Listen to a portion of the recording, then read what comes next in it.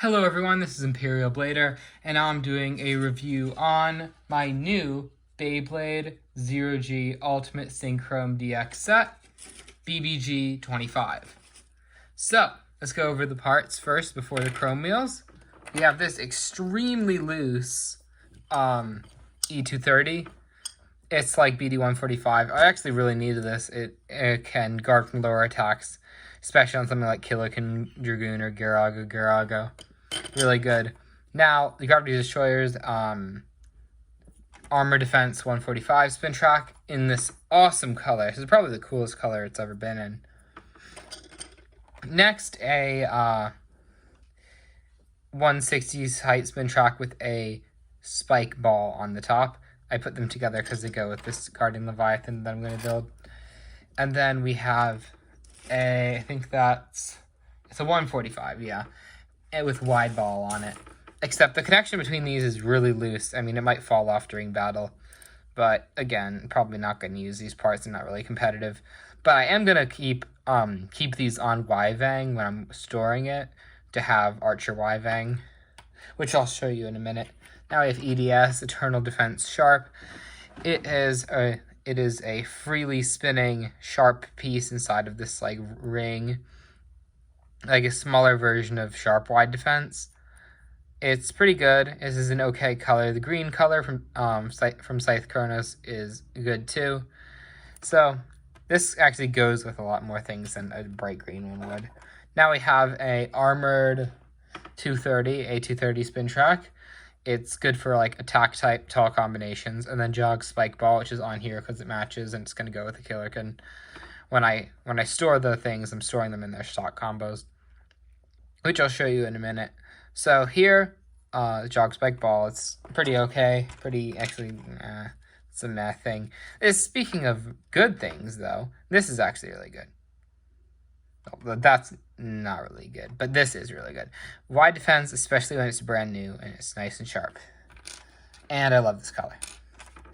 Next, we're going to, just so that you can see the stickers that came with each of these, I'm actually going to put these together in their stock form so that when I can show you I'm going to show you the warrior wheels on their stock forms, so it'll be easier.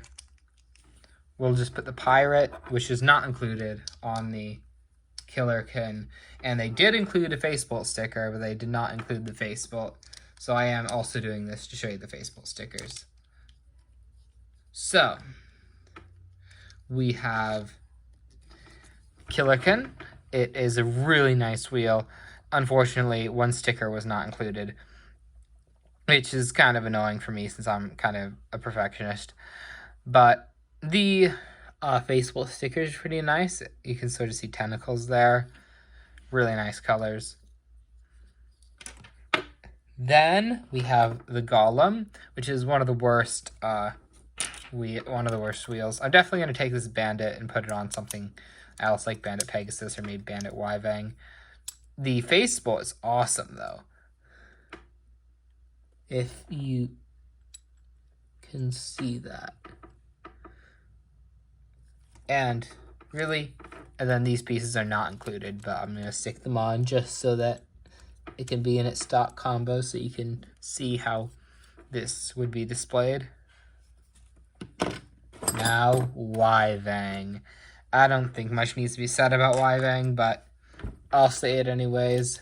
First, let me just return it into its stock form, getting a Archer wheel, which perfectly lines up with this, too.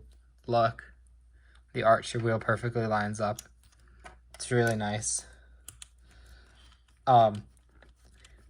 So this wheel needs to be spun fast and it hits really hard. But it's very much known as the best chrome wheel in the Beyblade community, or the best metal piece in the Beyblade community. So you can see the Wyvang Facebolt. I did not put the sticker on it because I like it with the print. As you can hear, a little loose, but this is definitely one of my favorite Beyblades I own. Maybe either right behind or right in front of Hellcrown, as Hellcrown's one of my favorite. That's definitely my favorite competitive Beyblade though. But speaking of my favorite competitive Beyblades, I love Ballro. It just looks so badass. I don't have pieces to put on Balro because it didn't have a stock form. So I'll definitely put this on a competitive combo like Balro or Balro Pegasus. And that is definitely going in the competitive collection. It is really heavy and it hits hard. Maybe even, I'm not sure if it's as hard as Wyvang, maybe a little less hard, but definitely harder than Gyarados. Gyarados is like almost as good as this, but I would say that this is probably the second best Chrome Wheel for attack, right behind Wyvang. And now let's put together a Reviser. The only piece that's not included is this crystal wheel. The Reviser face wheel that is included looks really nice. Then we put on these parts. Then we have a Reviser. The Reviser is probably one of my least favorite metal pieces just because it's so unbalanced. I tried to win with like Reviser with a BD, and that just sucked. I thought that just because it's so heavy it would work, but that was back when I was inexperienced. Now I know this wheel kind of sucks. I've seen it used on some competitive combos, but I've not had good luck with it. It looks awesome though. Like, look at those colors. Last but not least, is Orochi. This is the only piece of Orochi you get. You do get a Facebolt sticker, but I had to put on my own Facebolt. And the rest of the pieces I already had. So we're just going to stick this together. And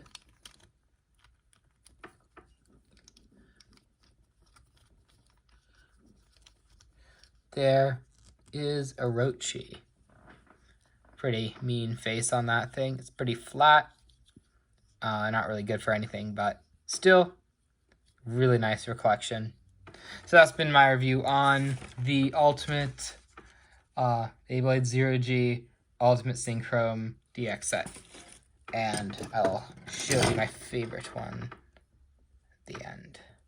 So thanks for watching, and bye.